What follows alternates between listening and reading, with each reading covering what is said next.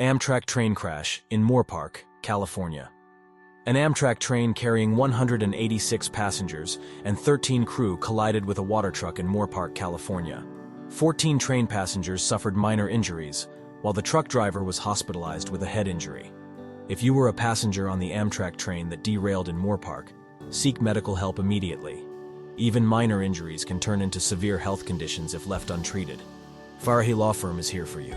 Insurance companies will try to minimize your claims and pay you as little money as possible. We won't let that happen.